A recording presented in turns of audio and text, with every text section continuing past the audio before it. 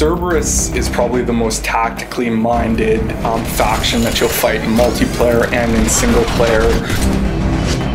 They'll use cover a lot more, try to smoke grenade to move up. They do have a lot of slow pressure, but they can't offer the rapid closing that the Reaper faction can. My favorite enemy is definitely the Phantom. They just force you to constantly be on the move. If you're in cover, they run at you with their sword. If you're out of cover, they're pounding you with their palm blaster. The Asari, she has stasis, which makes her amazing against the Cerberus faction. Extremely powerful against Phantoms. She can just lock them down anytime she wants. But she's not as strong against Guardians, for example. Whereas the Human has a lot of good powers for debuffing the bigger enemies or crowd controlling the little guys.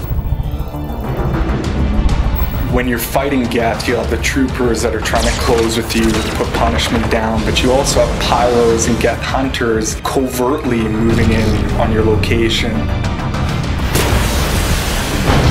So the most dangerous enemy on the Geth faction is the Geth Prime.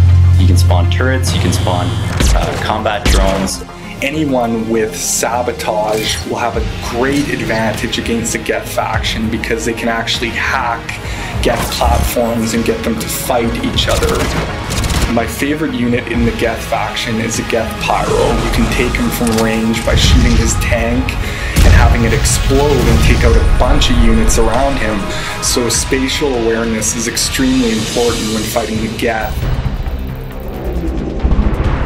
The Reapers in particular are probably our hardest faction right now, just because they're so aggressive. The Banshee, the Groot, the Ravager, they just come at you, and it's not like Cerberus where you can bunker down in an area and just take them out as they come. You really have to stay mobile.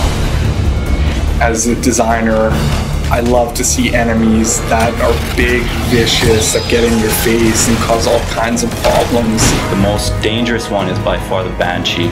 She can teleport at you, she can sync kill you instantly. You can definitely hear her screaming, so you'll know when she's coming. You just have to stay in constant communication. And no one should ever stay close to a Banshee. Even the Vanguards, you do not want to charge the Banshee.